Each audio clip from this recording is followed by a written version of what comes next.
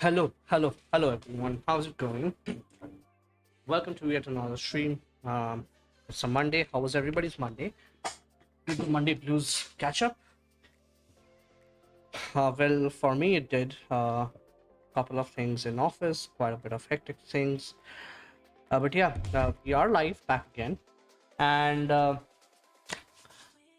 we're gonna keep grinding algorithm today. I'm not sure when I'm gonna be again streaming for Vault IQ. I need some time for it, and I won't be able to give dedicated time before, like, during this festival time maybe. Sorry. Why why why did you start? Okay, so yeah, that's pretty much it. And right now I'm just thinking that, okay, we'll keep grinding a little bit of DSA, and we have been going back and forth here and there about how we are going to do DSA and all of that. So in my opinion, what we're going to do here is we're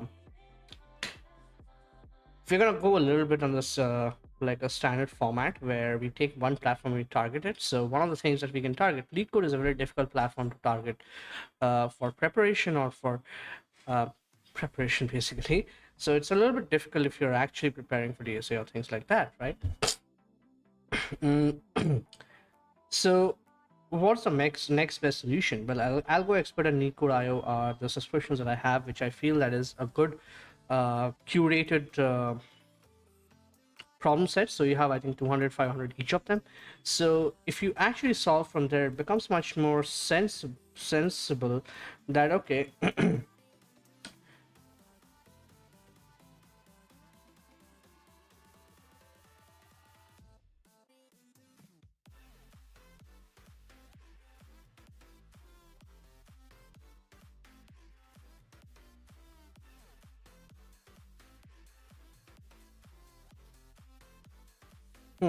so it kind of becomes more sensible that we actually start solving um,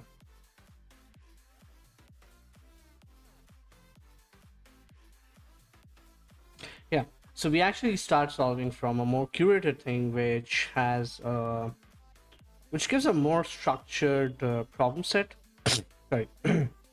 Which give a more structured problem set. So that is something that I'm doing right now. So I started with AlgoExpert and I created a completely new repository because I want to start from scratch. So yeah, before I start saying things and sharing my screen, I quickly want to share it across if folks want to just give a notification if folks are interested in joining. Yeah. So cheers. I have my Coke today. I don't have water yet, but I'll fill it up sometime later. So hopefully we can have 2.5 hours of non-stop grind and a good session. Okay, so let me share my screen and let's show that exactly how I have planned that how I'm gonna do this thing and everything. So basically, as you can see here, I think it stopped, so I have to reshare again. Just give me a second. Okay, so what I think here is that I'm gonna actually go to AlgoExpert and I'm gonna start from there. And in AlgoExpert, what I'm going to do here is I should like my own stream, right? Why not? Anyways, so what I'm thinking here is that I'm gonna go to AlgoExpert and I'm gonna start picking up random problems to start with. And the reason why I want to pick up random problems is because in my head, if I go with categories or whatever, like if I have some tags associated with the problem, so it kind of immediately comes in my mind that, oh, I have to solve it with a particular data structure, or I have to solve it with a particular algorithm to which it's tagged. So that kind of is not a good thing when I really want to solve a problem. I want to understand a problem and solve it my way. So yeah, I have created a complete slate, and I have, deleted every one of my progress. And from there, I just want to go from empty slate and go over this thing. So I don't want to create a new series out of it because more important is my is my journey. So I'm just continuing with the algorithm R, and yeah, that's basically it. So anybody has any questions, please feel free to drop a chat. I will be looking at the chat, but sorry, I will be looking at the chat, but yeah, not so often maybe. But yeah, please feel free to drop a hi in the chat. Any questions, any suggestions or anything? Yeah. Okay. So saying that, I want to start solving minimum waiting time. Okay, so let's go through the problem. I think actually I went through the problem and I thought that, okay, let me actually start the stream also, because why not? Okay, so you're given a non-empty array of positive integers representing the amount of time that the specific queries take to execute. So let me just reduce the volume for me a little bit. Okay.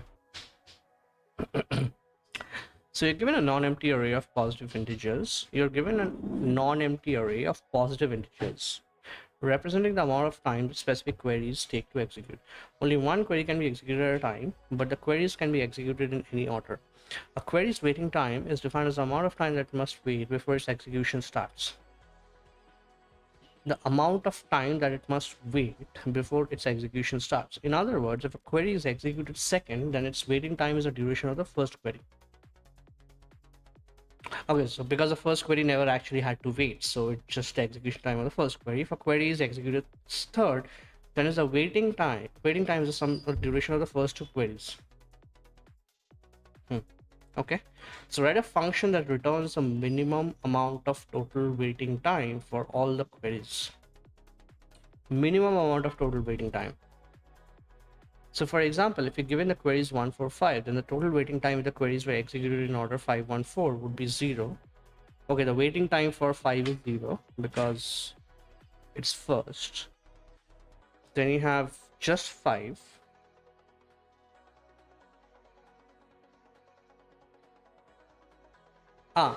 Because it waited for 5 seconds because it actually executed with 5.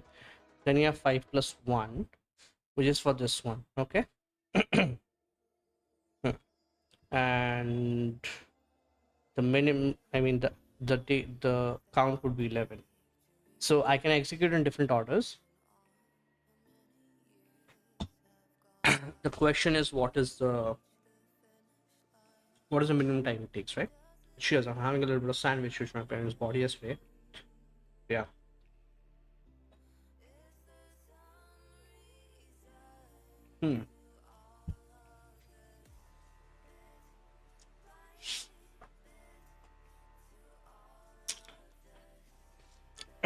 So I was actually doing this thing, and the way to actually solve this is if I just sort this guy and do a prefix sum, that should be it. Okay, because if I sort this, the wait time for this is 0.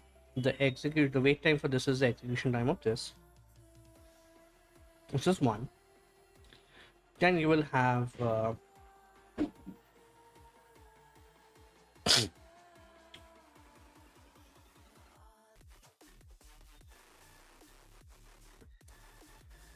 the total duration would be wait time plus this thing.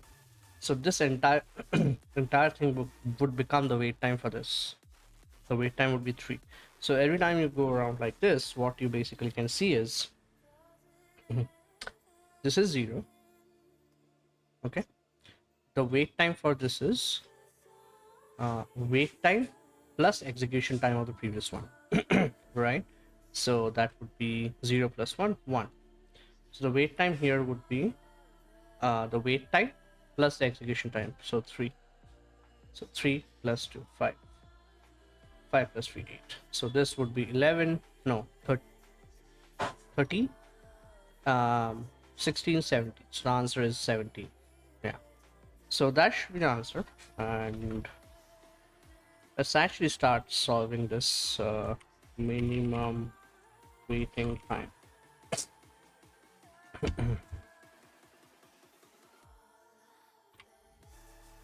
Okay. Arrays dot sort. This thing is there. Int minimum waiting time is 0. For int I equals 1, I less than queries dot length. Okay. So this is this. Where is this thing? So here is your waiting time. So I start from here. So it's always gonna be. So let's just say in previous waiting time is 0. Let's call it total waiting time. Okay. So here I'm just gonna say the previous waiting time plus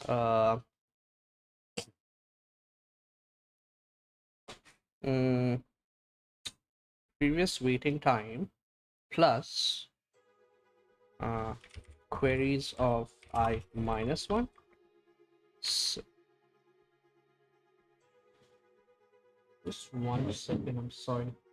There's a giant insect in my room. Anyways, okay.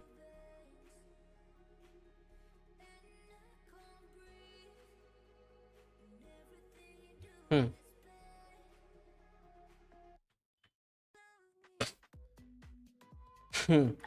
What are we doing? So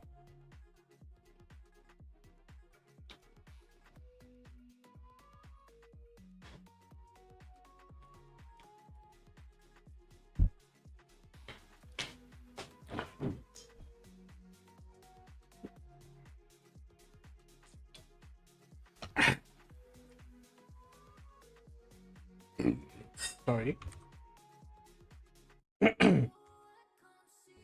So this is this, and then total wait time plus this, and this has to be previous waiting time.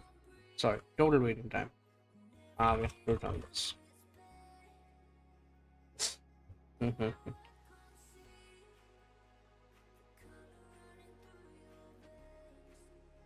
Okay, let's see if my intuition is correct.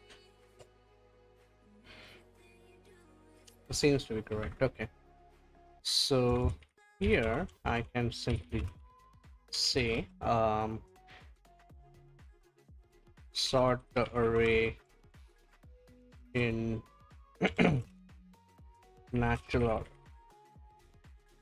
Wait time for 0 is equal to 0.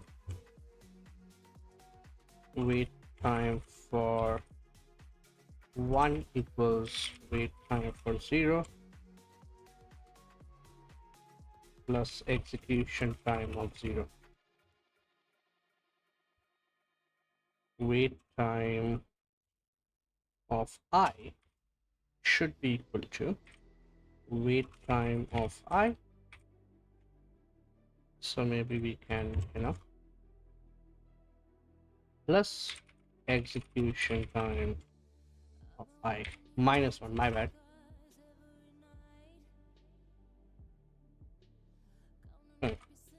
So that should be the notes which I feel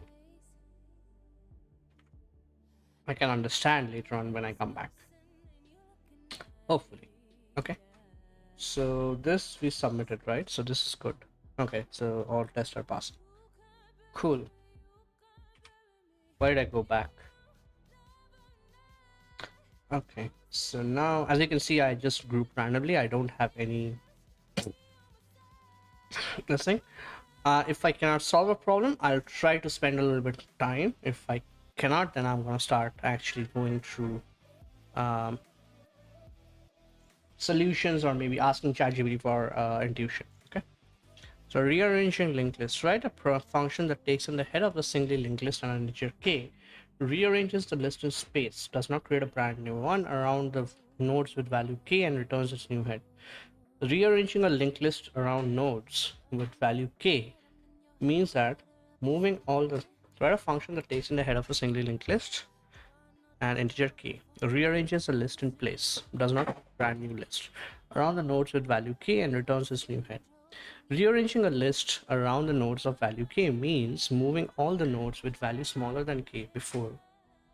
Okay.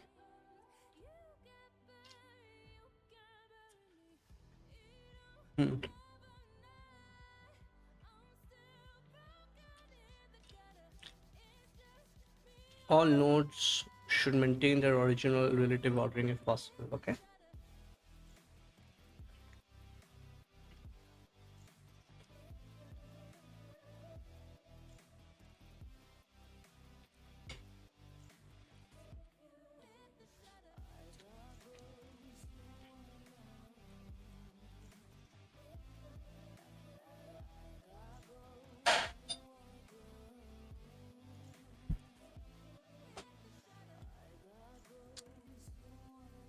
I'll just back.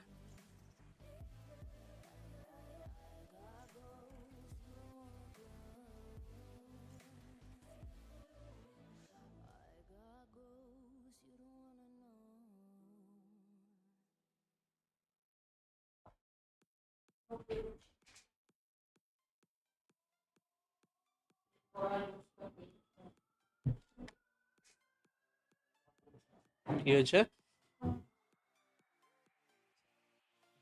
No, no, that's me. Okay, good.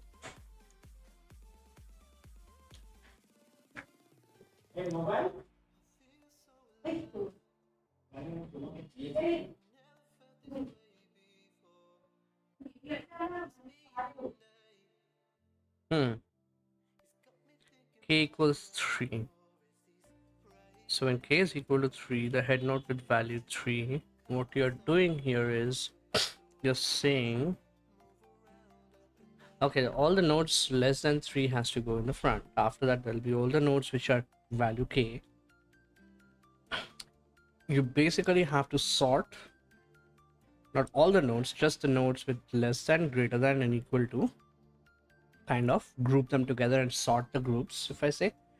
Well, technically there are 3 groups, and within the groups the relative sorting order should be present. So as an example, before that you had 0 to 1 in order, so here also you have 0 to 1. It should not 0 1, sorry, it's not 0 1. And cannot just create a new list. We have to return back the same reference and rearrange the actual list.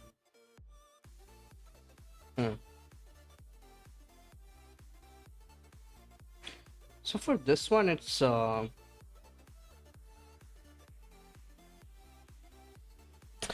I think this is easily done, easily doable. Okay, so they represent, yeah. So in AlgoExpert, I remember they represent everything in terms of JSON.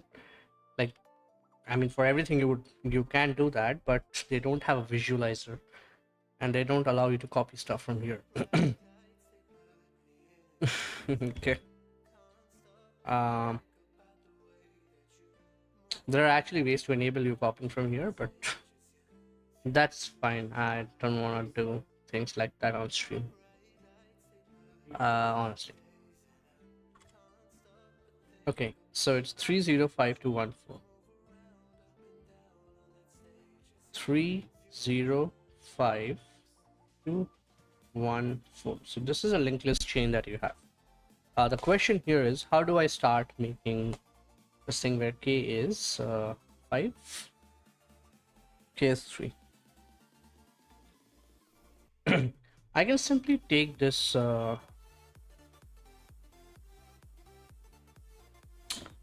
pointer here, and I can have 3 dummy heads. One is less than, one is equal to, one is greater than. Just 3 dummy heads. So 3 is equal, so it can get attached here. So I'm going to attach the node itself. And there's 0, it can get attached here. Then there's 5, it can get attached here. 2 can get attached here. 1 can get attached here. 4 can get attached here.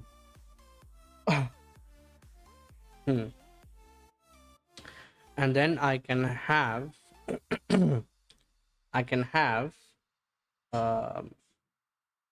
so there can be cases where they the number of smaller nodes is 0, so this is like null, so technically this has to be the head, or maybe this is also null, so technically this has to be the head, things like that, right? So I feel we can just write 3 if else's. In one if, we're going to check if this is null.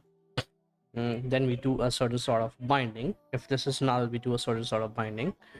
If this is not null, if this is null, and if this is not null, yeah. This is sort of binding that we can do. I'm just trying to think of a clever way if we don't have to write a bunch of branching statements. I'm not quite sure yet. Let's just see.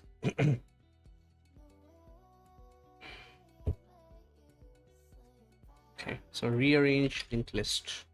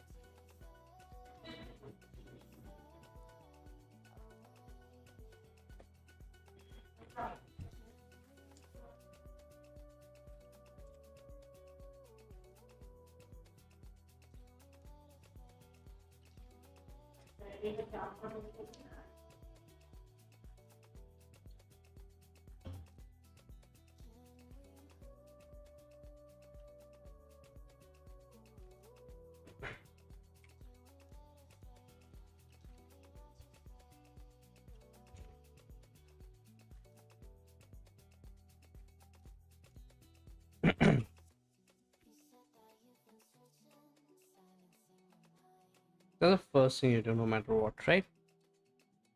Then you create 3 different heads.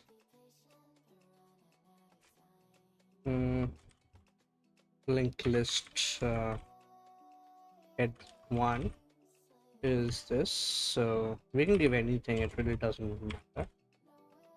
Head 2, head 3.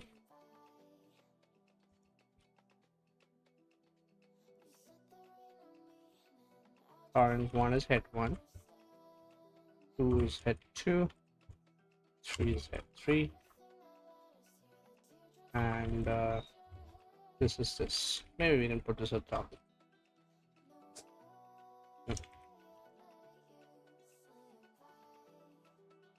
While current not equal to null. What do you do? So if current dot value is less than k, current 1 dot next has to be current, and current 1 equal to current 1. Else if current dot value is equal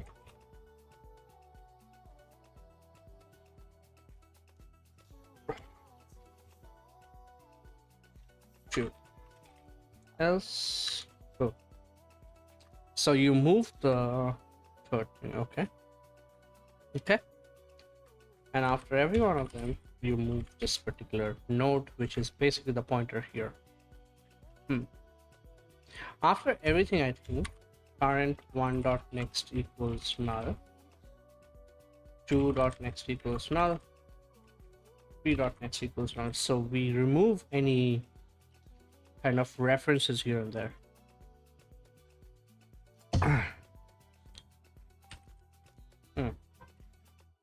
So if current 1 not equal to null,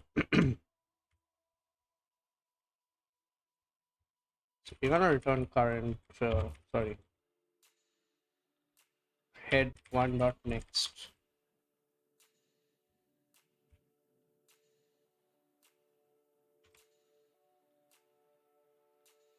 We're gonna return head 1 dot next. Current 1 dot next equals head 2 dot next. Okay.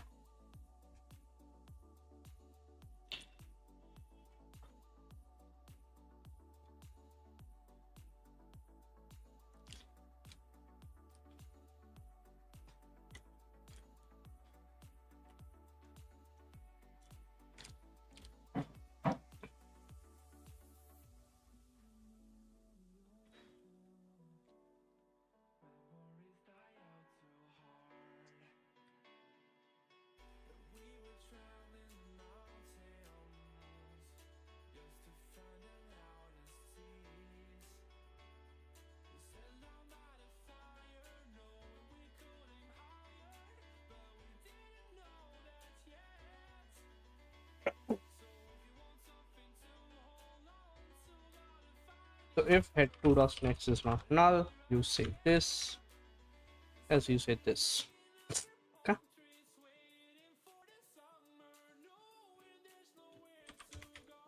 If head 2 dot next is not equal to null, current 1 dot next is this, and then current 2 dot next has to be head 3 dot next. Else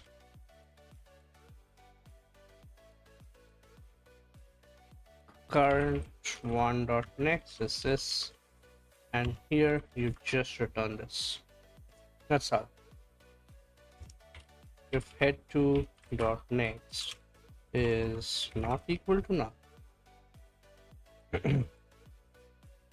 current 2 dot next is gonna be head 3 dot next. Return head 2 dot next. Else you simply can just return head 3 dot next.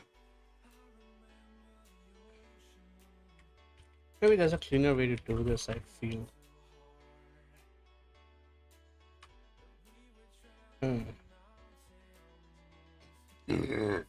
Sorry. Okay. I'm sorry for that. Sorry. So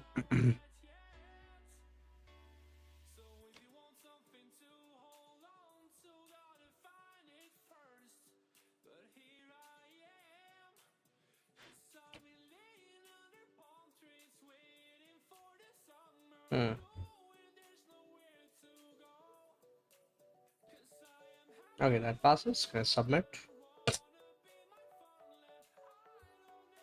Everything passes here too. Cool.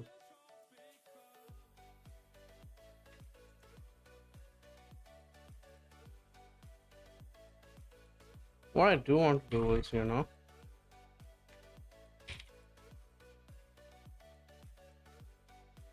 so here I can simply say iterate over the list and create 3 separate lists. 1 less than, 1 equal to, and another one greater than. That's pretty much it. Then conditionally join them back. That's pretty much it, I think. Okay, so for minimum wait time we didn't actually add this thing, so find a minimum area to cover. That's not what we are looking for here. That's not what we are looking for here. Okay, just bringing it close.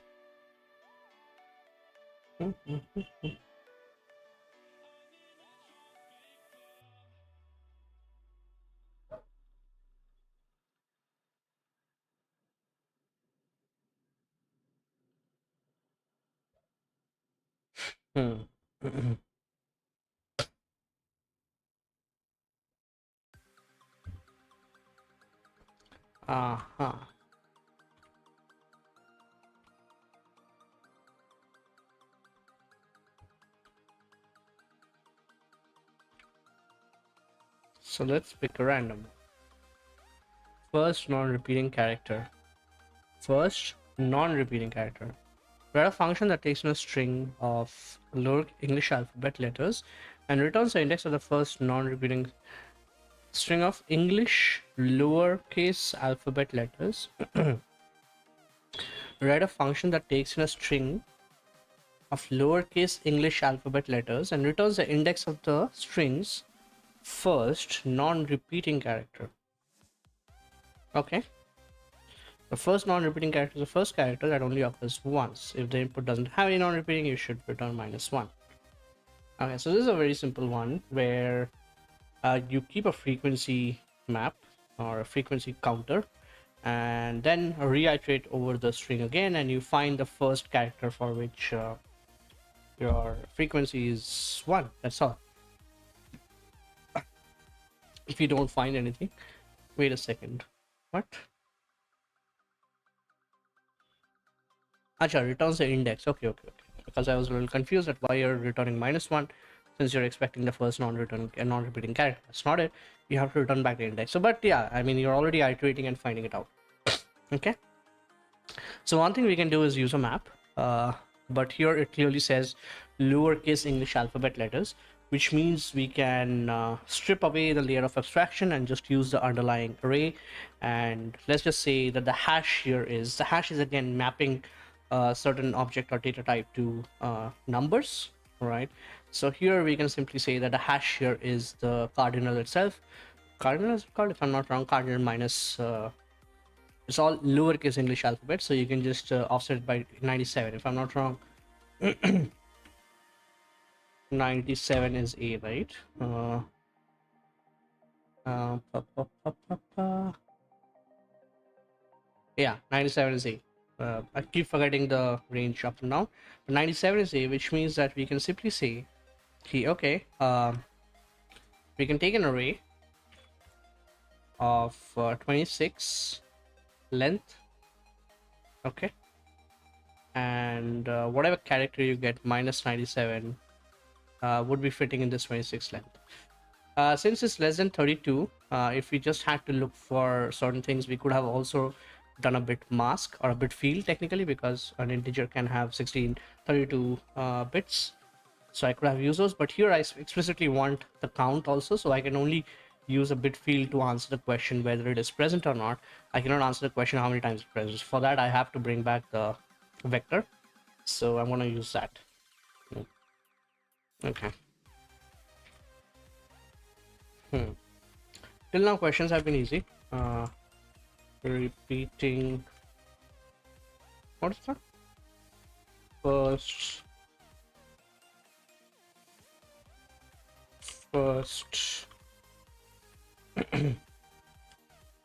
non-repeating character. Okay, so here for int I, okay, so it's auto completing for me. Counter is equal to new the same. Okay, so string dot char at I, which is ch. Oh wait, it actually knew understood. Wow, it actually understands what I want to do. Oh, well, that is not correct. String dot length. Okay, this is this. Aha.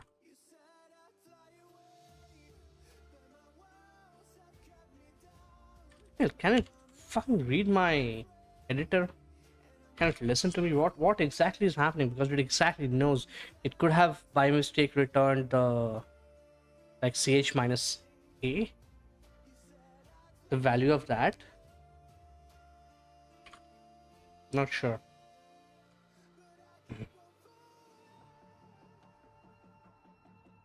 Okay.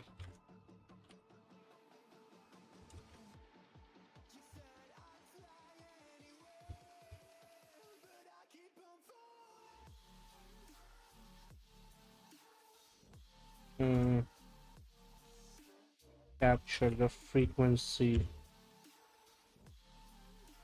of each characters.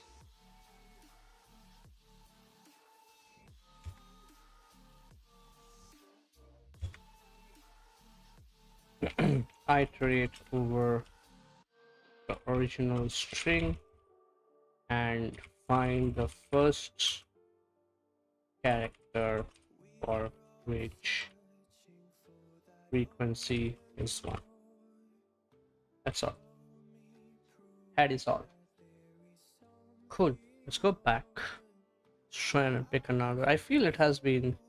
Oh, okay. This is also not like this thing. It just keeps on randomly doing things here. It's awesome actually. So if I just filter out things. Oh, I can actually filter out with hard and all that. Okay. Now I'm gonna do that. Task assignment. Okay. So given an integer k representing a number of workers and an array of positive integers representing duration of the task that must be completed by the workers. Specifically, each worker must complete 2 unique tasks and only work on one task at the same time at a time. The number of tasks will be equal to 2k such that each worker what?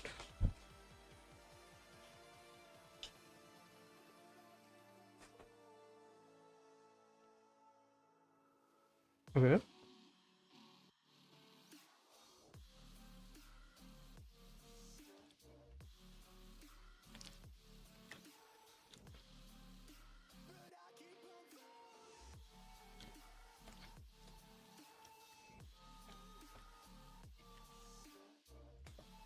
Okay. Okay.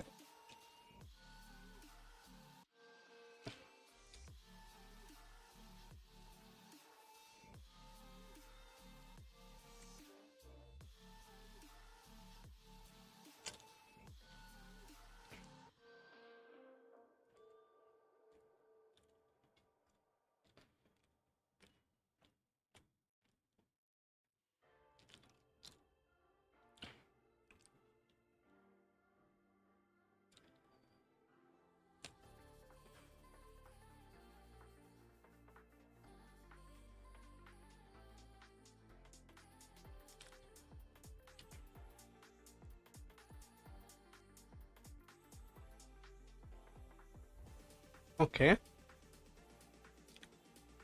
So basically, you're given some number of workers, and you're giving exactly twice those number of tasks, and everyone is expected to pick up two tasks, and the total duration of the task is like task one plus task two.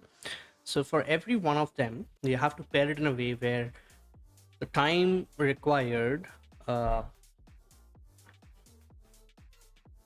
like everybody does their task parallelly, but every single guy would do their own two tasks sequentially, which means that the total duration of the time for them would be task one plus task two, as the total time taken by each individual worker. And here, what I'm going to do here is that I'm going to try to minimize the total time taken, right?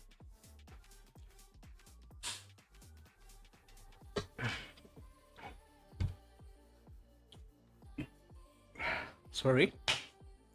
I'm going to try and minimize the total time taken by this thing, okay?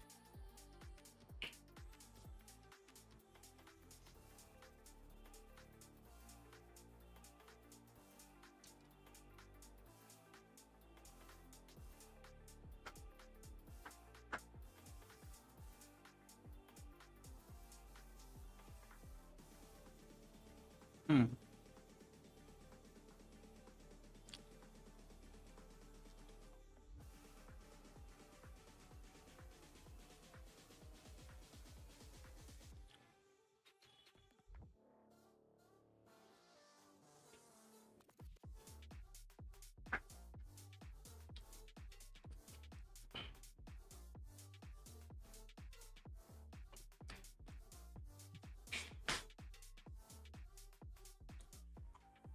So if we have this 5, 6, 7, 8,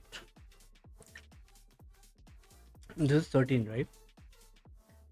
And what is this? 3 plus 3, 13.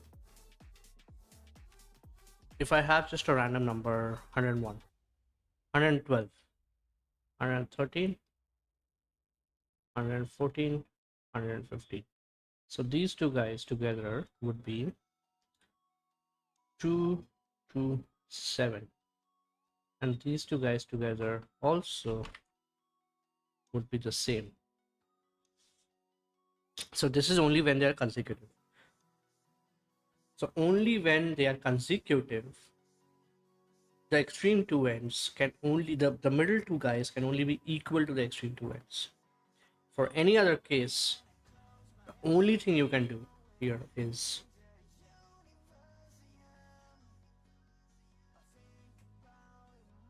oh, that's not true, because I, instead of 112, I can have 1.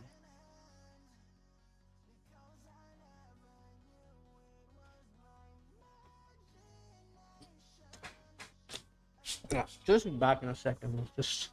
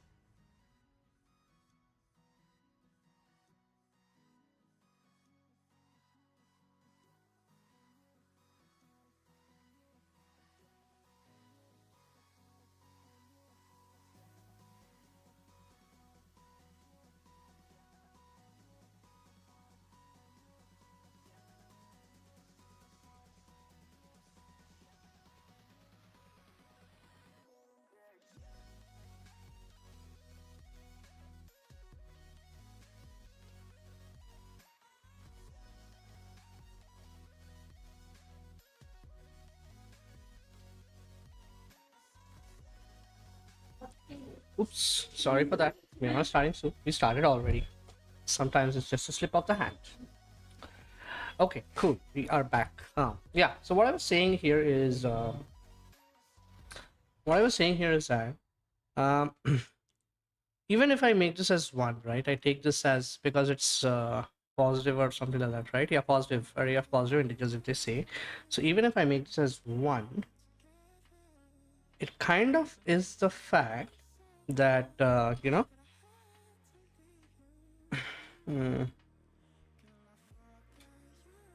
kind of is a fact that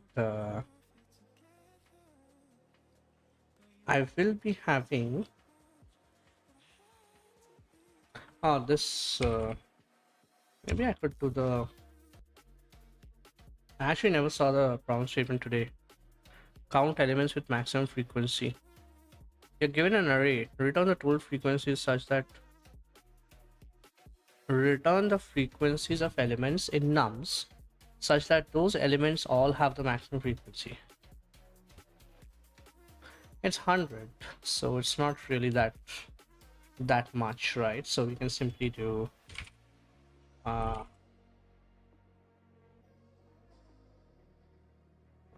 nums. So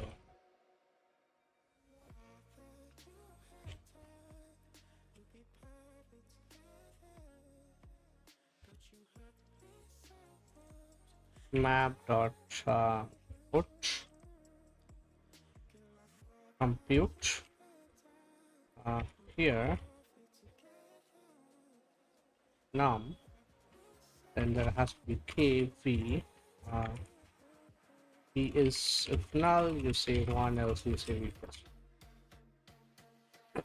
Right. Int max equals integer min value for int frequency in map dot values.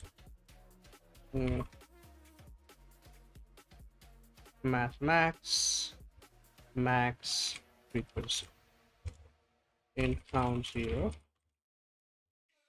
for int value, so map entry integer map entry map dot entry set if e dot get value is equal to max,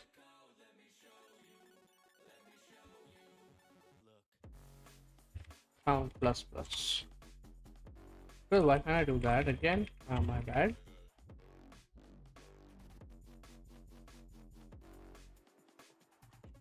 If frequency equals max,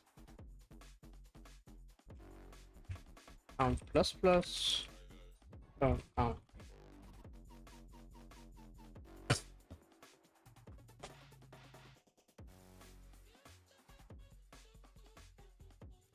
The total frequencies of elements such that okay.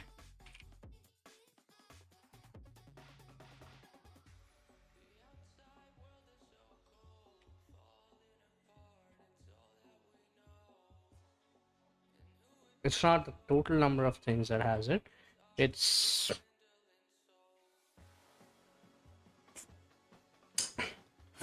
I mean, I could have just simply multiplied and sent back, but yeah, whatever, right? Yeah.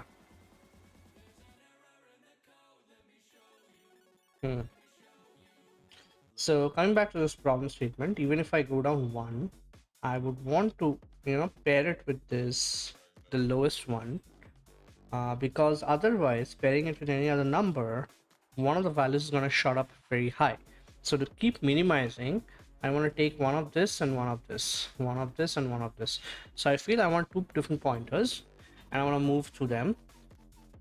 Yeah, and that's pretty much it. And what I have to return back, I have to return back I don't know from where you're getting 0, 2, 4, 5 and all that. What?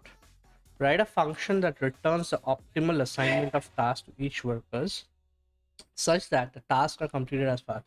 Your function should return a list of pairs where each pair stores the indices of the tasks that were completed by. Oh, okay. So if I actually sort this guy, I am retaining the information of 3.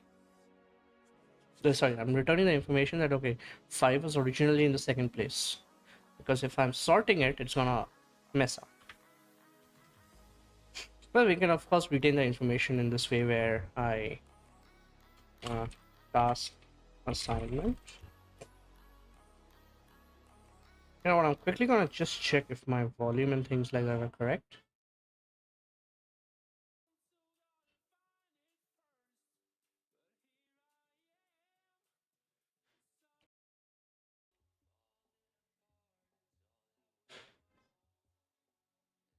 It's not the total number of things that has it. It's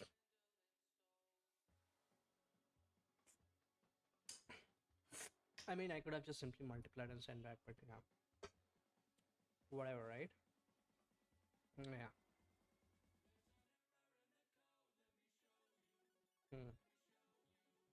So coming back to this problem statement, even if I go down one, I would want to pair it with this the lowest one, because otherwise pairing it with any other number, one of the values is going to shot up very high. So to keep minimizing. Okay, feels like my voice is okay. Yeah, feels like the voice is okay. So we are going to keep working on the problem. Okay, I didn't mute my mic, right? Okay, so we're gonna keep working on this problem. So yeah, what was it? So task assignment. And what did we say here? We said that okay, we need to sort this guys, but we somehow also have to retain the information that before sorting where this task were from, right? So one of the things I can do here is private record uh, private record task. So you have the task and an index. Let's just say that. So here we can simply say tasks dot stream dot map. Ooh, I don't have the enumeration. Can I do enum something like that? No. So the question here is how do I get back? Okay, this is something that I always wanted to check, but I never really checked. Uh, how to do enumeration in stream to get index and element.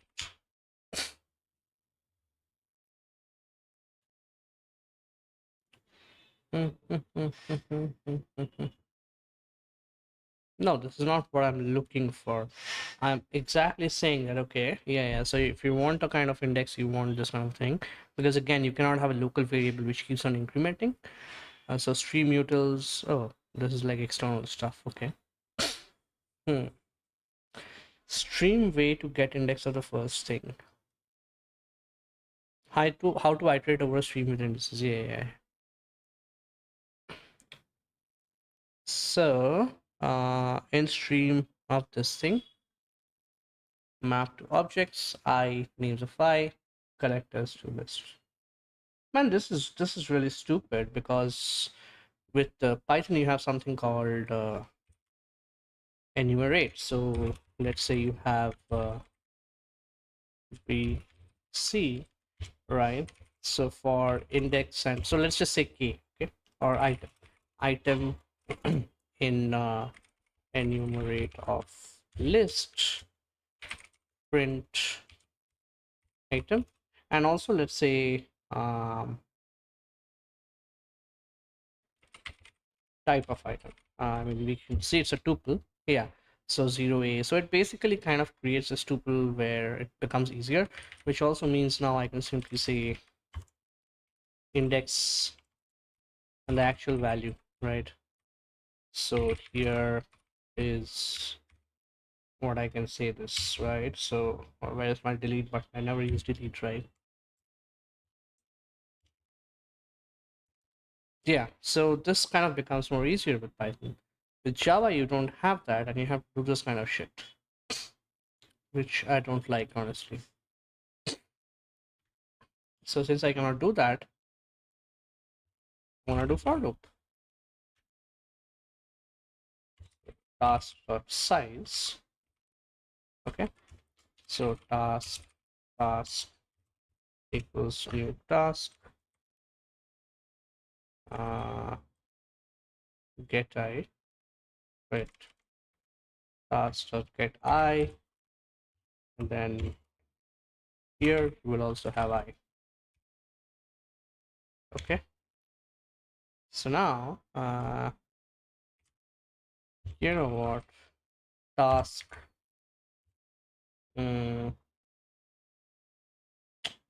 Is it worth it? Probably not. Probably. Yeah, I think it's worth it because you don't have to do the shitty get, right? So tasks equals new task, uh, tasks dot size. We can extract it out to size. So here you do this, tasks of I equal to task. Cool. So now what you have to do here is arrays.sort, and we need a comparator. Comparator dot comparing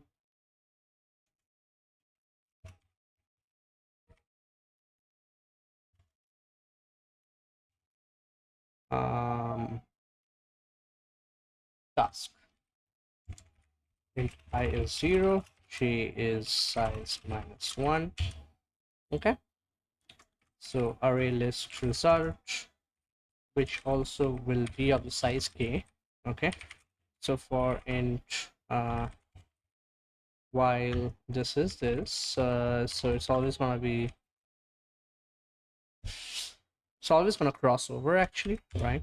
So what you can do here is you can simply take tasks of I dot index and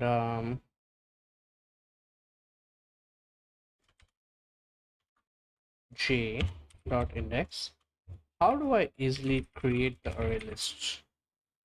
Array list of to set. So I know you have list of, but it's an immutable list, so the types won't match as usual.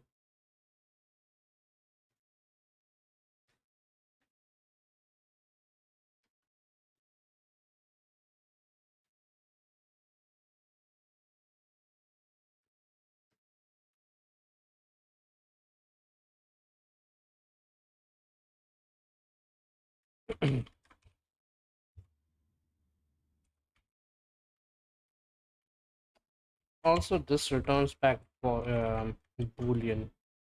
I mean, why the fuck do you have to return back a boolean?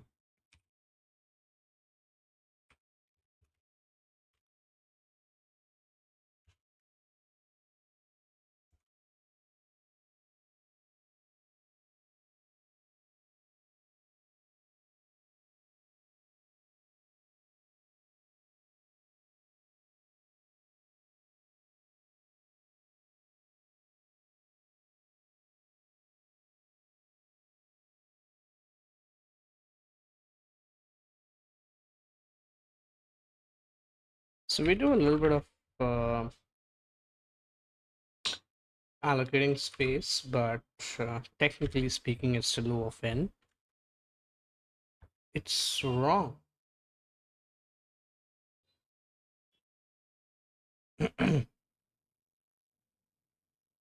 Why is it out of bounds? Where exactly did you get an out of bounds exception? This is size -1. Okay.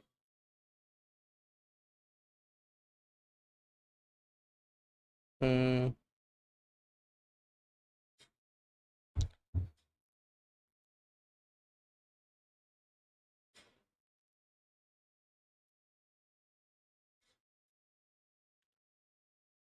Okay.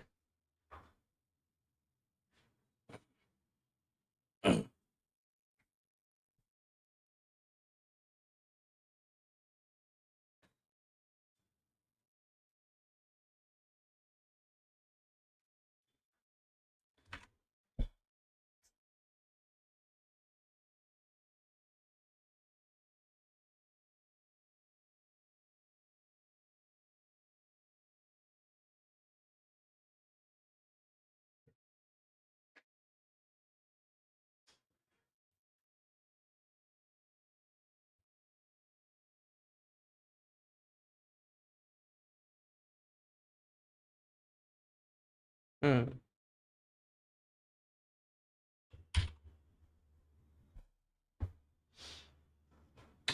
So it's failing because you're expecting something else. So the length of this is 3 because you have 6, so 6 by 3. Just k, 6 by 2, which is k. So yeah, this is what we do in here. And then everyone will be having 2 each.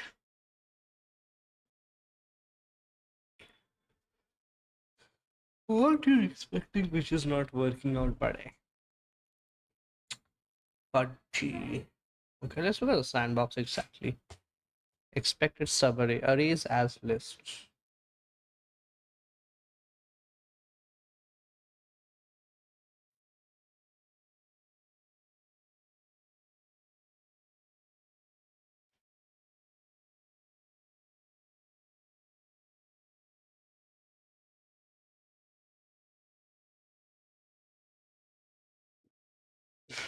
Hmm.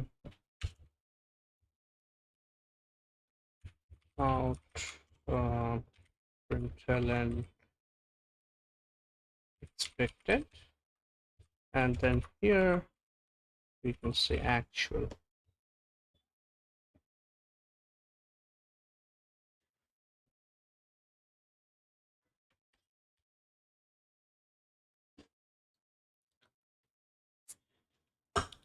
Hmm.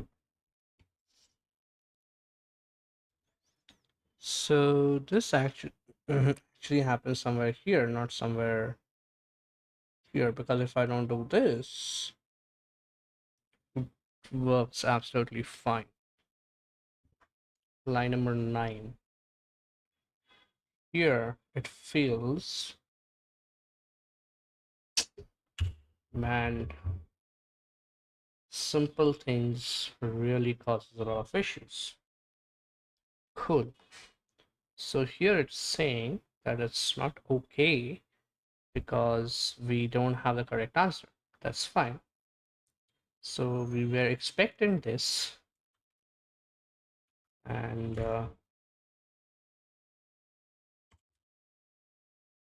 it got something else. That's totally understandable. In here, um, what I can do here is I can simply say okay, expected dot add subarray. Okay, so you're doing something here. Okay, so you're saying 4 and 2. Is this yeah, so we're of course running with the same test suite. So here what I'm expecting. I'm expecting here so this becomes just one thing I want to do quickly. um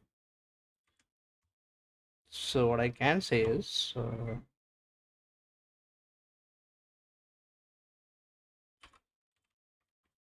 okay, let's do this. This is tasks, right?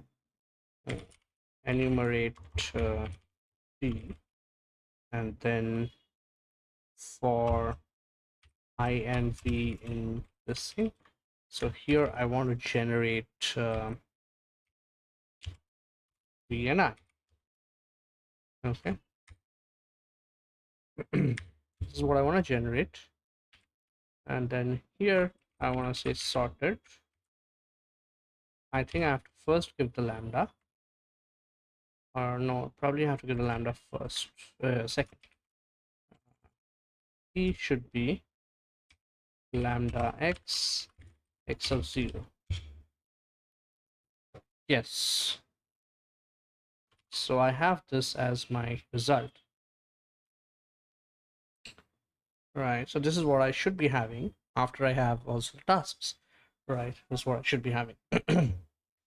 Now we can obviously check that by trying to log this guy here.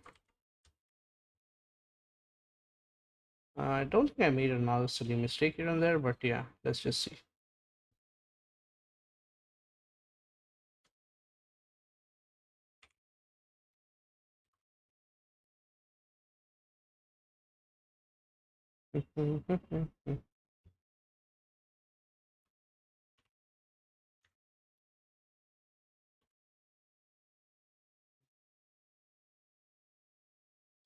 So if you look at that, 1 0 1 4 3 1 3 3 4 5 5 2. This looks absolutely a-okay to me, to be honest.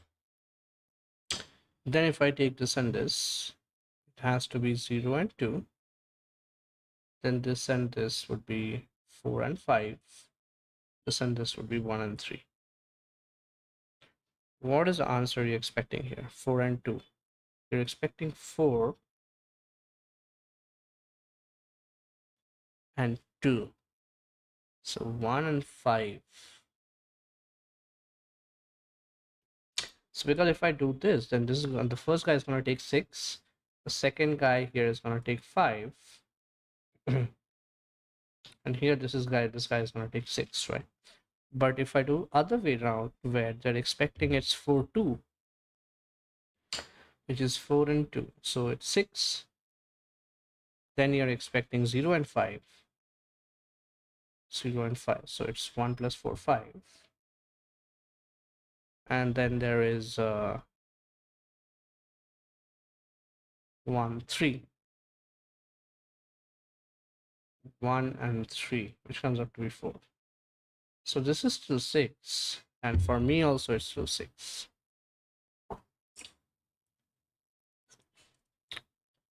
No, right?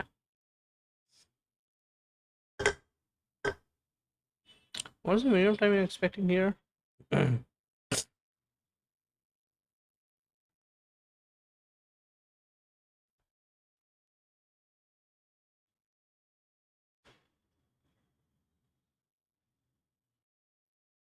Wait, look at that. 0 2 4 5 1 3. 0 2 4 5 1 3. But here if I do this, it doesn't. Wait, what the fuck? What if I do this? That works. That's weird, man. If I run this, all of them passes, and it's stupid. I don't know what's the issue with that. And we were getting the exactly same answer, right? So I don't know what the heck is here. Okay, whatever.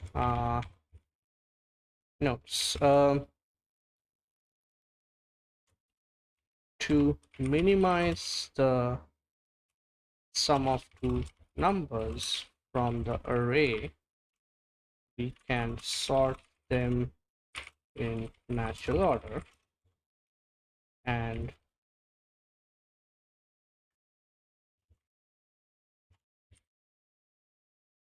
then we can simply pair two streams.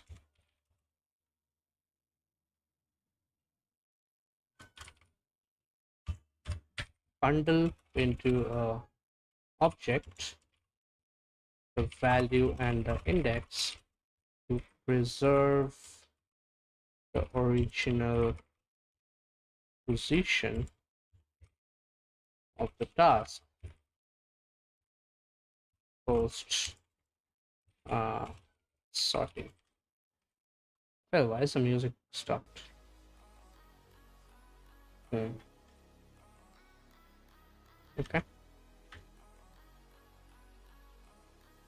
Cool.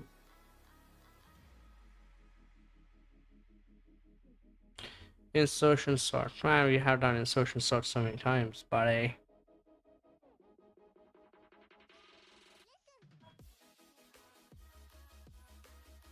feel I'm not gonna do it today. Longest most frequent prefix. Okay.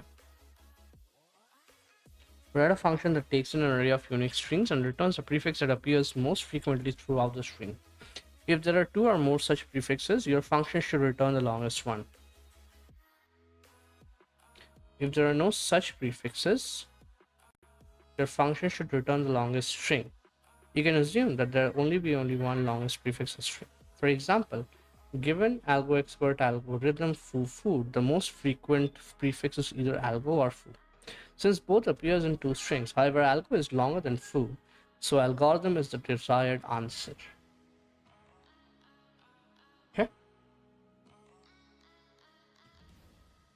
Hmm.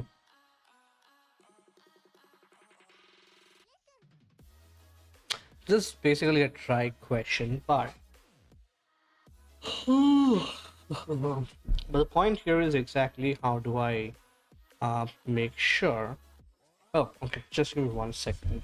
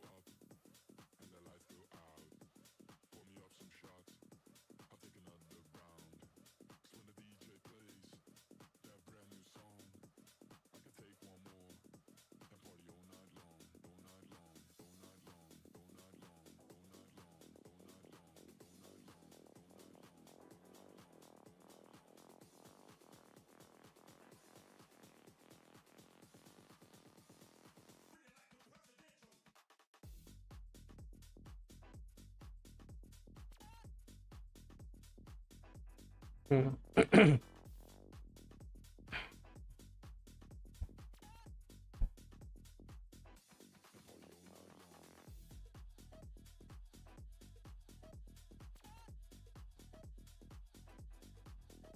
तुम नीचे walk पे नहीं जा रहे थे?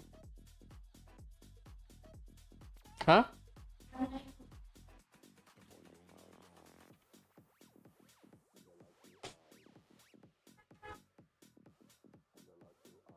Hmm.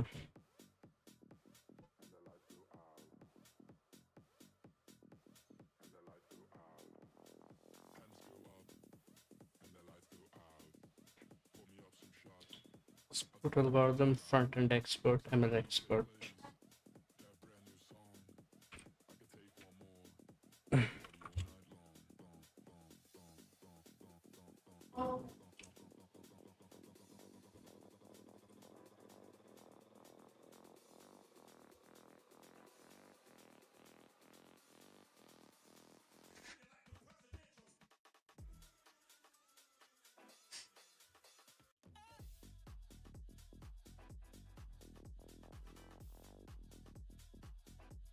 Oh, sorry.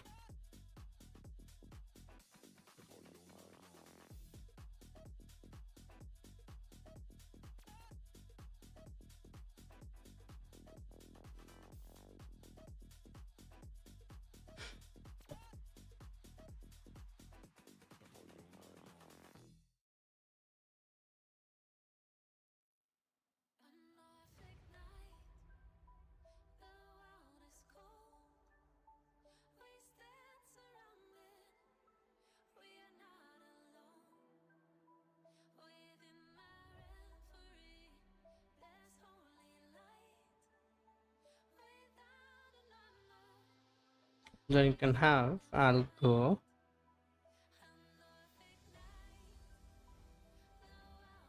Rhythm. We also have a foo kind of D in here, but you can also have foo bar, so a different branch. Hmm.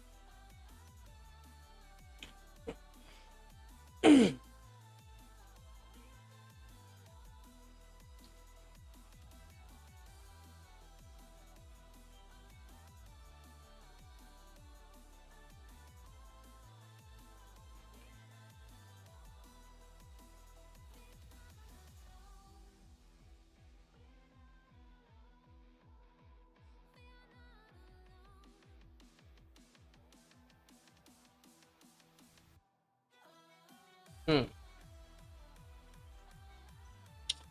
So see, a common prefix is always when you branch out. So if you have an map, it's basically saying the map size has to be greater than 1. If that is the case, you know you branched out. That's where you need to stop. This is where you need to stop. Uh-huh.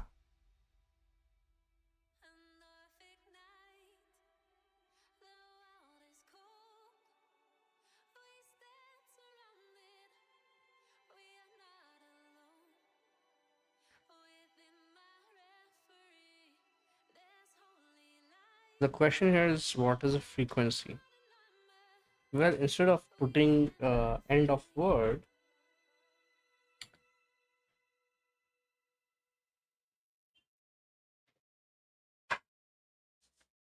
actually, okay, instead of putting end of word, we can always put 1. So next time we go, it's 2. Yeah.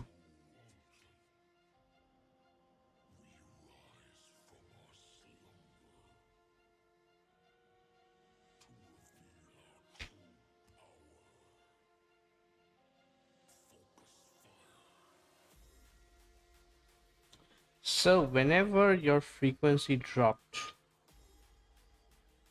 so I need to pass in the parent, and if the frequency dropped, it means it's an issue. So we immediately return back.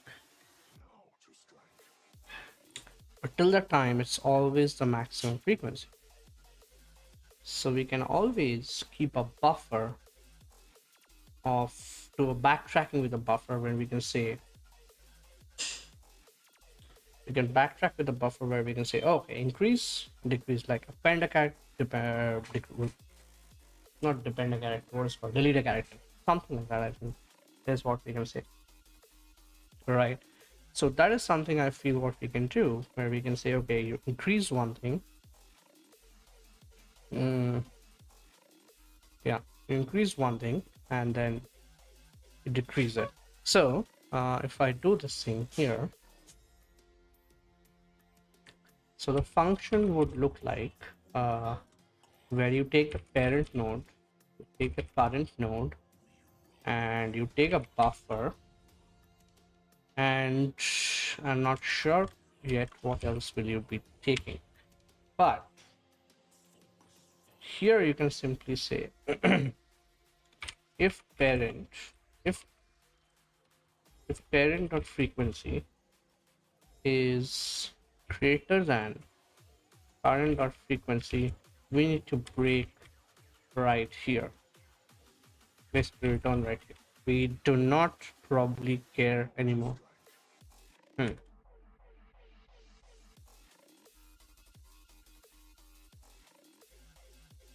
We do not probably care anymore, right? Mm-hmm.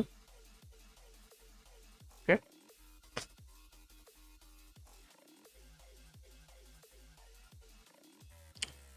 After that, if I see that, so it takes care of this, takes care of this. Hmm.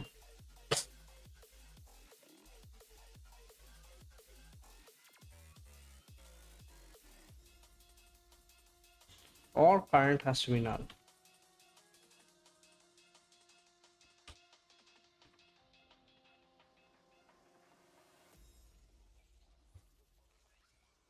to return output. If not, what you do simply is buffer append the current dot character. So you're appending it to the buffer. Okay.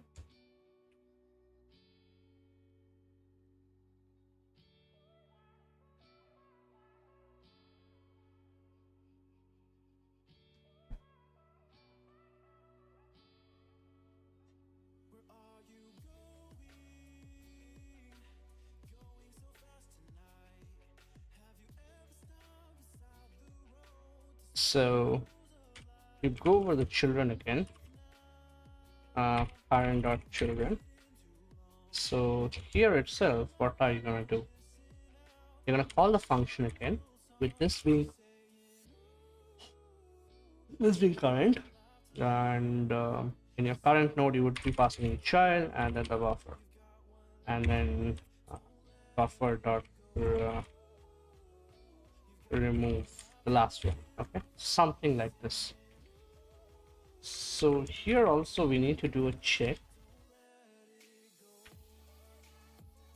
So if current is null or parents, okay, so if parent dot frequency is greater than some frequency holder, what you have to do here is the prefix has to be the buffer. Else if parent dot frequency is equal to some frequency, prefix equals max length, where is the greater length, let's say, so the buffer and whatever the prefix was till now. Else you don't do anything, but you simply return.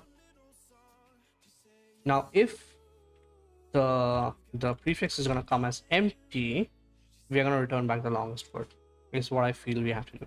Okay, so let's do that. Longest most frequent prefix.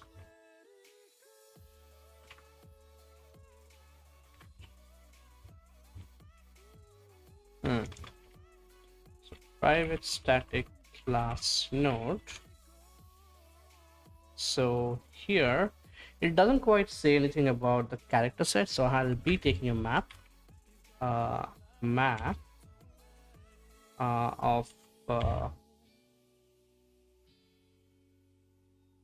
character to node. So this can be called as children. Okay, and then int frequency. This can be fine. Okay, so I'm not doing more OOP stuff here. I think this is fine. Okay, so private static class, right? Okay, so final final node root equal to new node. That's all.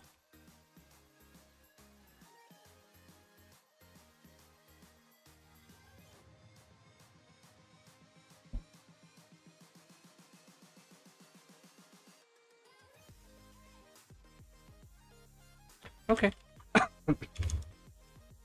So let's just say add all, so you can have a string word. So here itself character ch word this thing. So here you need a node which is current on the root. So here what do you do?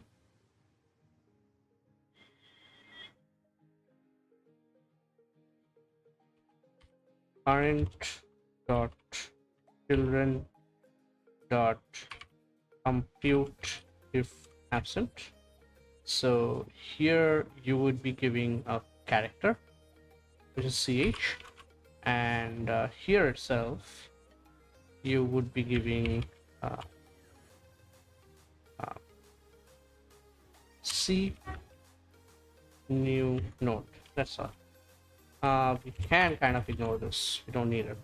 Okay, so I don't remember if it needs if it returns something. So it returns this, and current can be reassigned to this. So if it's present, it's going to return you back with whatever you've given. Else it's going to return back with the new node reference that it just created. Okay.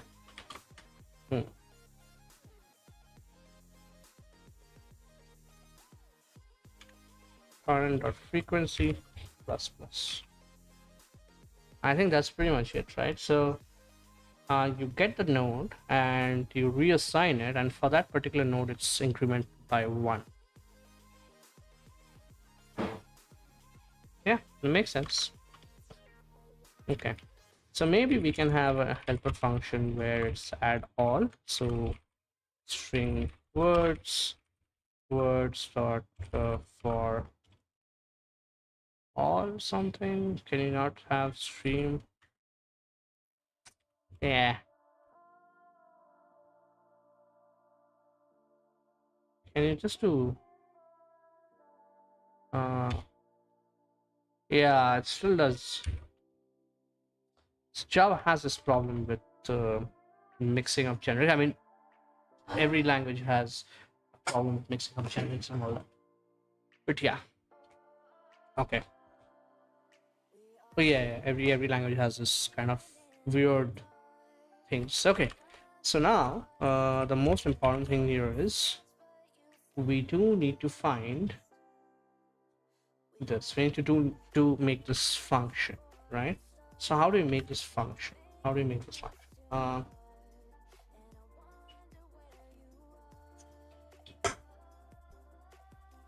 How do we make this function?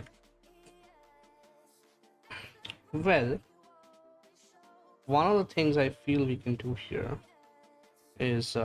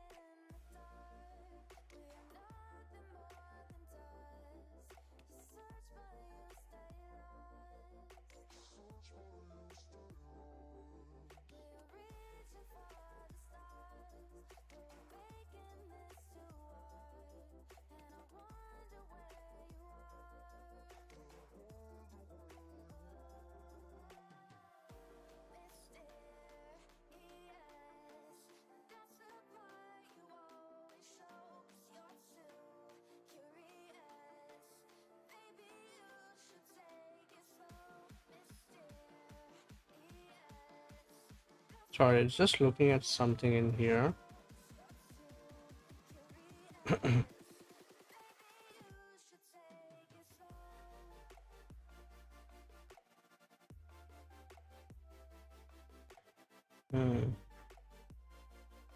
Sorry, it's looking at just something.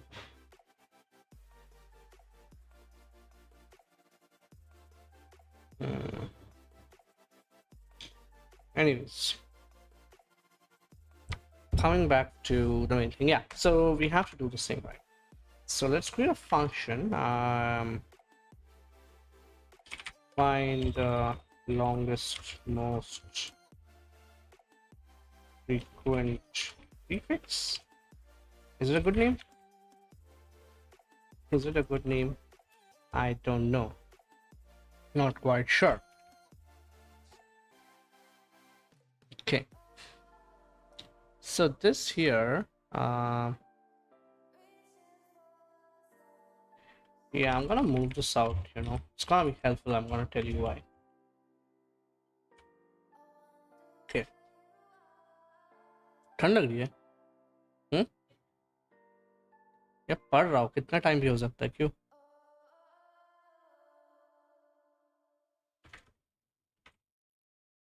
So in here, I'm simply gonna say the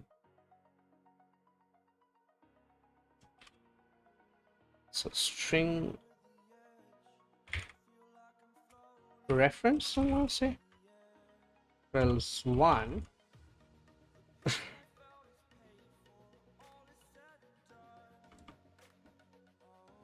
And here also I have to say frequency ref.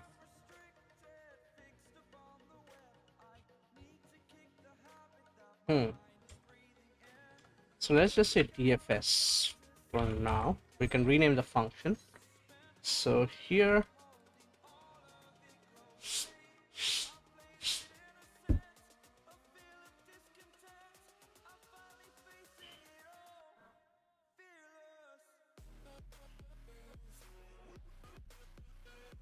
so here's the thing. How do I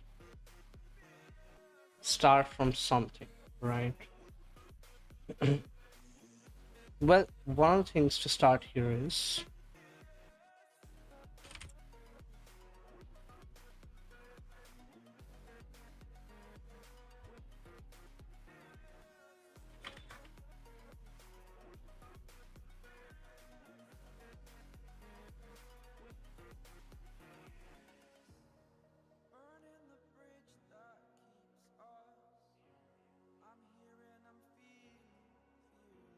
hmm.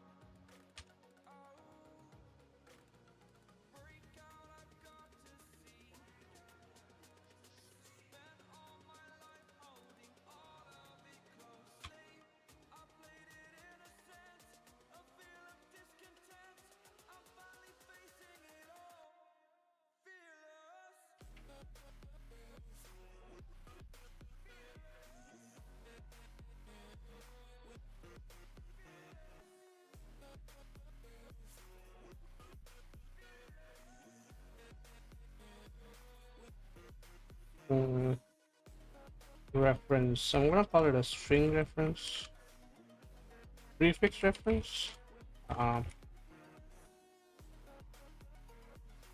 prefix reference, and create the method here. Okay. So here I'm just gonna call it current node, and this is parent. Hmm.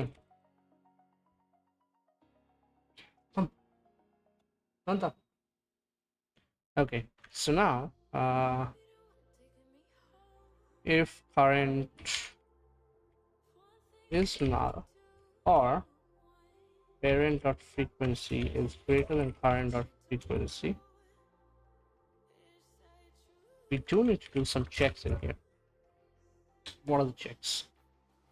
If parent dot frequency is greater than frequency reference of 0,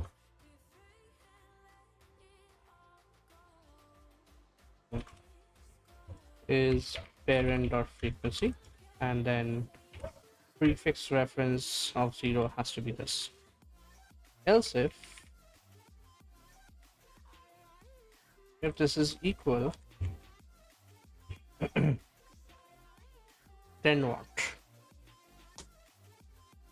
And again, more if else statements. Okay, we'll write if else statements. If sb dot length is greater than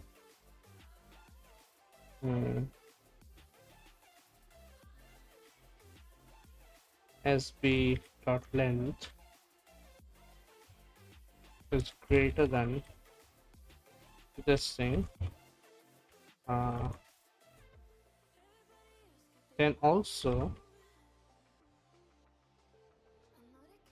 do that.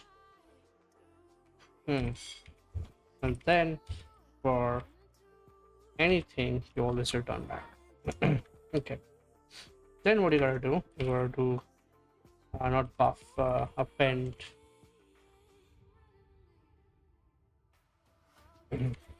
current dot character. So then you gotta call this function again, which is now recursive. So you're gonna call this. The parent becomes the current. So actually here now you have to current dot children dot value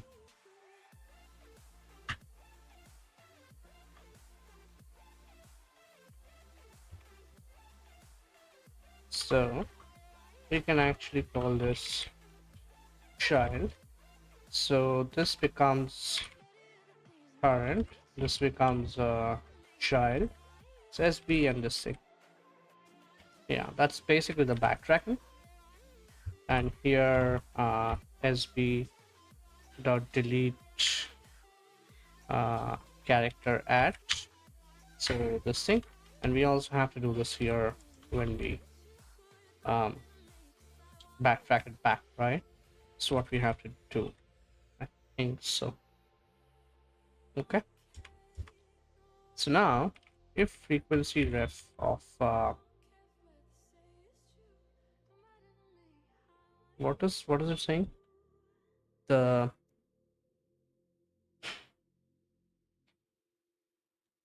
if there are no such prefixes, your function should return the longest string. Sorry. Hmm.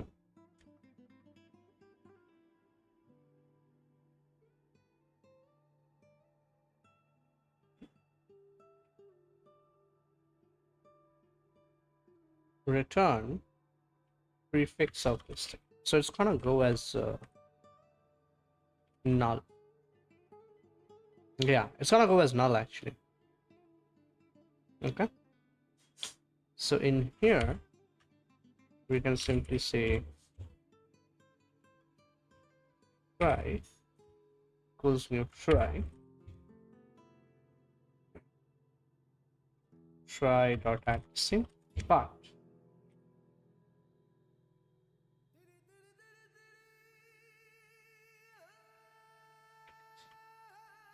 if string dot length is greater than longest dot length,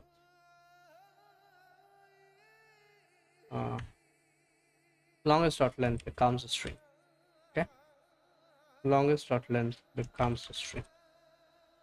Okay, now then I can simply say, oh, here, yeah, so I can just simply say node new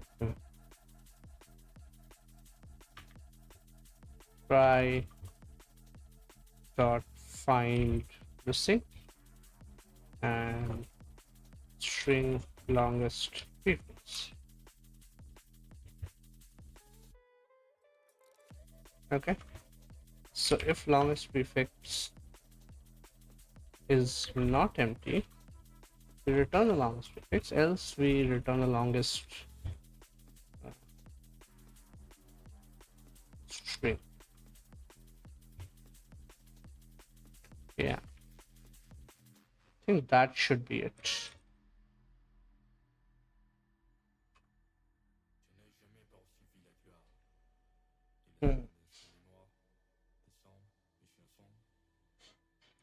It came up as Algo. Maybe I don't have to append here. Oh, I don't have to append here. Yeah, I'm appending here because I do this now.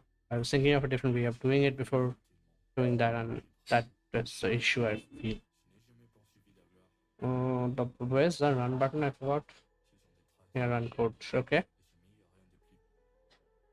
So now is Algo, but now if I just say oof, this should be foo now. Okay, this works. So we run the code here, and the first test case fails. Null pointer exception. Oh, okay. My bad. I'm really sorry. I said also that it will be null, and then I just did that messy thing. Okay, so let's do submit. So here we don't have to do this, we don't have to do this, and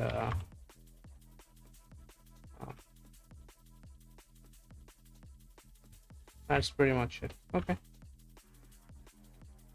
so the notes is gonna be a little difficult. So let's just say that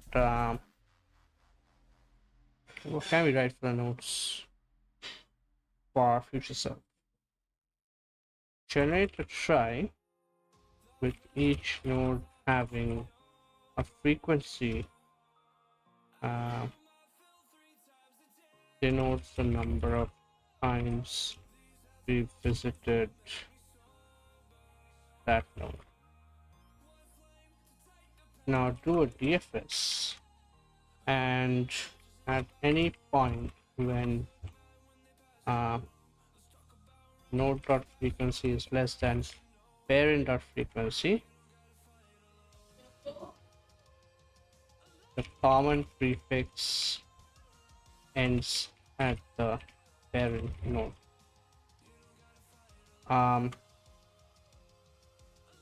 Keep the character as one of the fields. Easy to accumulate while DFS, and use a buffer to generate the prefix and also backtrack. Yeah, I think that's pretty much it. It's already 9:29. Okay, maybe for half an hour more I'll just stream. Let's see. Okay, cool. Today we actually got easy problems. Lucky. 1, 2, 3, 4, 5. We solved 5 problems. We got easy problems. That's the thing. Okay. Pick random tournament winner. Okay. So there's an algorithms tournament taking place in which teams of programmers compete against each other. Solve. Okay. Let me go grab some water quickly after I read this problem. There's an algorithms tournament taking place in which teams of programmers compete against each other to solve algorithmic problems as fast as possible. Okay. Teams compete in a round-robin fashion, where each team faces off against all other teams. Only 2 teams compete against each other at a time, and for each competition, one team is designated as a home team, while the other team is designated as a away team. Okay. In each competition, there's always a winner and loser. There are no ties. A team receives 3 points if it wins and 0 if it loses. Okay. The winner of the tournament is the team that receives the most amount of points. Okay. So given an array of pairs representing the teams that have competed against each other, and an array containing the results of each competition, write a function that returns the winner of the team. The input arrays are competitions and results respectively. So competition has elements, okay, where each team is a character of at most 30 characters. So I feel the maximum number of characters is 30 is also relevant if you want to do some custom hash keys like hashing. All right, okay. So where each team is a string of at most 30 characters representing the name of the team. The results contains information about the winner of each, where 1 in the result means that the home team in the corresponding competition won, and 0 means the away team won. Okay, so it's always in pairs where it's home team and away team, and if the answer is 1, then the home team won. If the answer is 0, the away team won. Okay, so this seems like a very easy problem. I'll quickly do that, and then we can go grab some water. Or tournament winner. Okay.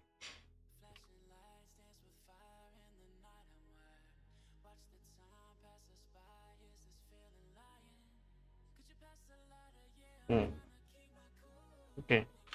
So here, you know what we can do? We can say map string. So you have these are strings, right? So what is the the name of the teams are HTML, C#. Okay. C# lost. Awesome. Integer scorecard is new hashman. Okay.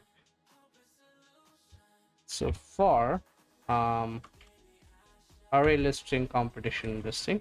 I really wish you could have done the destructuring here uh, in Java. It would have really nice, like, but I think if you change the syntax now, it's gonna change a lot of things which are there in the past, which Java is never gonna do. So yeah. What is asking? Remove statement. Yeah, I'm gonna write some code here. So okay, we cannot do that because we need index. So we need the index. Right. So okay, we got that. Now here is one thing. So I have to write another if else here where I need to say that okay,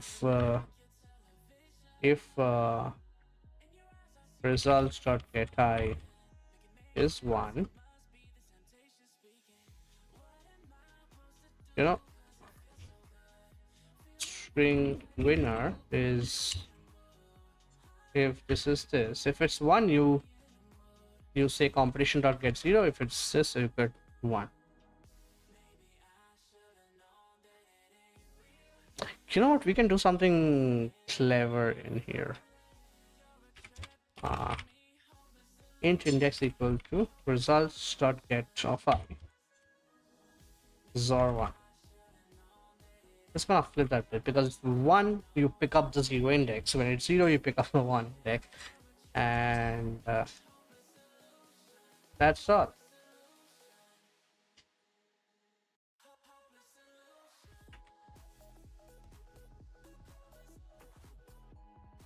What's the issue?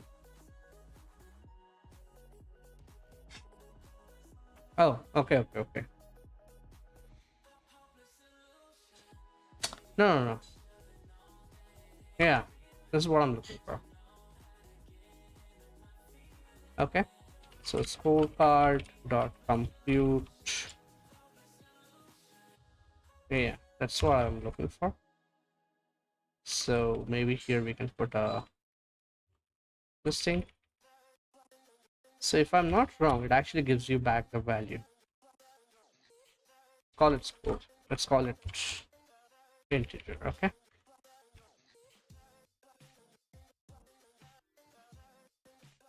And string winner is this.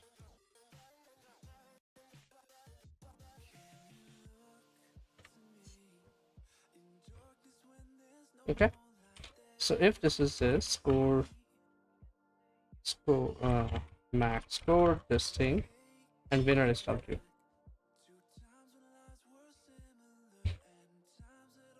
So let's call it overall winner, and let's call it team winner. So it's tournament winner, and this is here match winner. Anyways, this thing is pretty smart, huh? I don't think so we have to do that. This thing is pretty smart, huh? Because when it's 1, it means the index is 0. When it's 0, it means the index is 1. So why not just flip it over? So yeah. Cool. Hacker. Okay, so they don't have, I think it came in 22. Not quite sure, but I think it came in 22.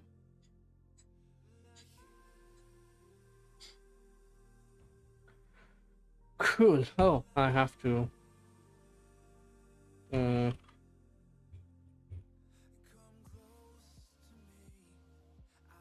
use a hash map, use a map to record the scores of each team, and then find the team with the max score. So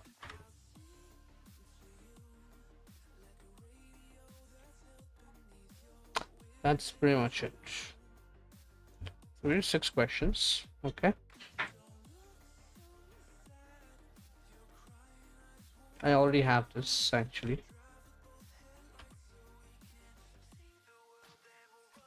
but this time I'm gonna try and solve every single problem. I wonder if what they are doing right now. Yeah, he was with Uber. Hmm.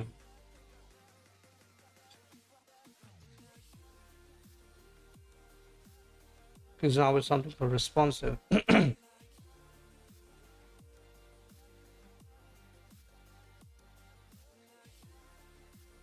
Man, all his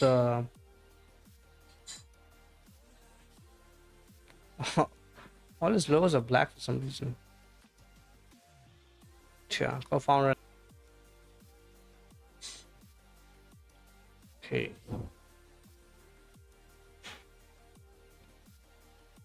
Okay. Yeah, let's solve almost 6 problems today. Anyone? Any questions? Anything? Okay. Yeah. Any questions or anything? Feel free to drop in the chat. I'll try to give the best possible answer. Okay. Do I solve 4 more? That would be 10 a day. Yeah, I don't want to. I don't want to go overboard right now, so it's already 1.5 hours till I'm streaming. So I'm gonna stop streaming right now. It's almost 1.5 hours at this point, and yeah, maybe I'll come again online tomorrow, or maybe I'll do it my free time. Not very sure. But before going, I do want to create the repository. So I have something called interview preparation. I'm gonna put up this thing. Sorry. And yeah, previously it was DSA prep, but I'm just gonna put an interview preparation because I was not quite certain how to, still not certain about how to, organize repositories and all that. But yeah, whatever. So here, I'm just gonna say git ignore git. So I'm just gonna say git attributes.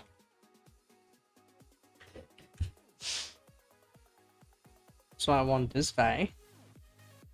Okay. So I feel we also have things here. Git attributes. Yeah.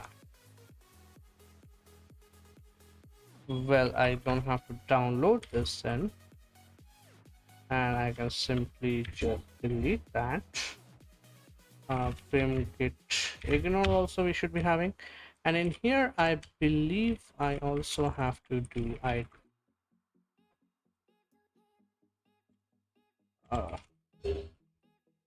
well, it is not. So so that's the first thing.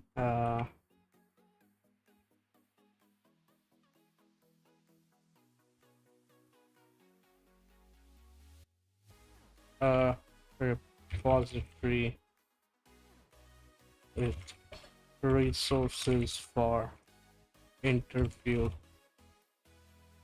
preparation.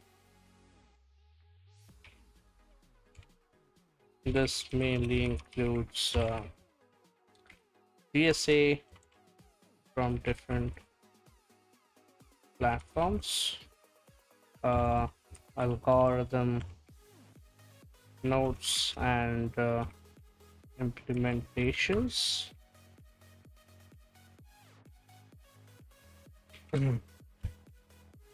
Wait, what is happening?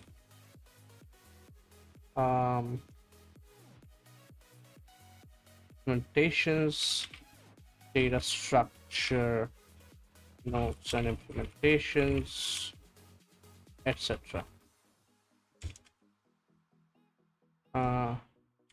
To be updated later. Okay. Probably also want a license. So Parker 3 main license. Is that what we're looking at? Look at that. So if I just go to raw, what changes? I think it's just okay.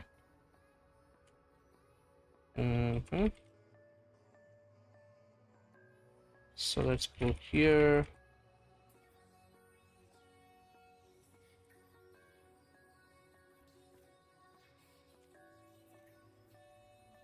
Solve some problems from AlgoExpert. Git remote add origin. github.com. /interview creation.git. Do I have that? I don't think so. github.com/new. Yeah. Okay.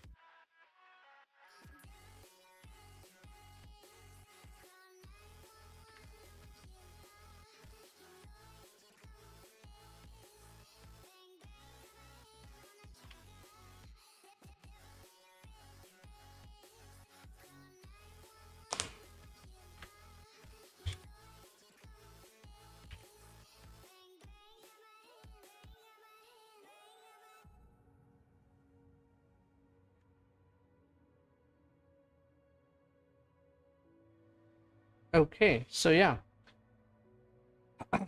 if this is helpful, do give it a star. And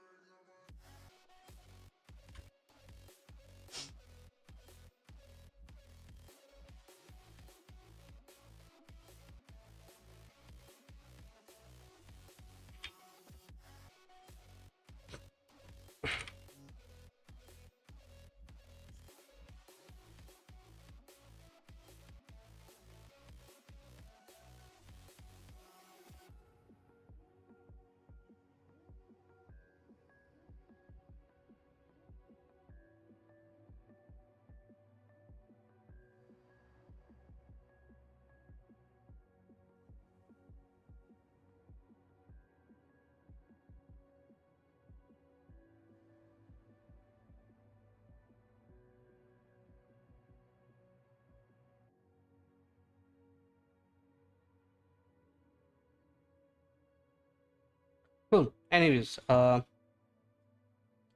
so this is the repository.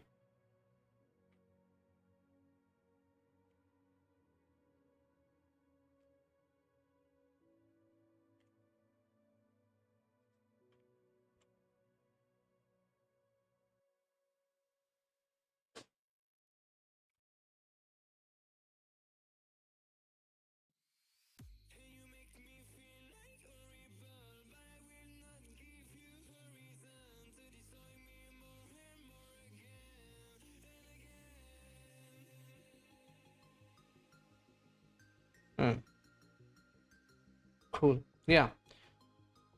If you find this repository helpful, do start it. I don't think so. I'm going to take up any pull request on this. This is just going to be the place, at least for my notes and everything for any kind of interview preparation, but maybe it's helpful to you. If it's helpful to you, do leave a star. Don't leave a star, doesn't matter. But yeah, try and see if just something useful to scrape off of this repository for you guys. Okay, you can find the repository details in the chat. And yeah, thank you so much. So maybe so we'll take 12 more minutes and do till 10 o'clock. Okay. Yeah, never mind. I mean, we can keep on continuing to do, right? So I'm gonna just stop the stream right now. So thank you so much for whoever joined in, and it's been a fun evening, though. Yeah, I've been yawning since a long time, and yeah, hopefully it was a good fun one and you guys got to learn something. And yeah, if you do feel the channel is helpful and the live streams are helpful, do consider giving it a subscription. Do subscribe to the channel, do share the content with everybody who might be interested in this kind of live streams. I'm gonna make videos. I know I keep saying I'm gonna make videos, but I haven't got time yet to actually explore. But I think I'm gonna make videos because, yeah, I'm already planning for the first one. It's gonna take a little bit time because video making is very new for me. So I don't have the skills of editing. I don't have the skills of script writing, storyboard writing. But it's really, really fun doing it right now. So yeah, I'm still learning, so it's gonna take a little while, but as I get used to it of the story making process, I will most likely upload more and more videos of things that I want to talk about. But yeah, for now, thank you so much. Do consider leaving a subscribe, do consider leaving a like, and do share it to people on platforms where people are and will be interested in this kind of content. Okay, so thank you so much. Have a good night. Bye bye.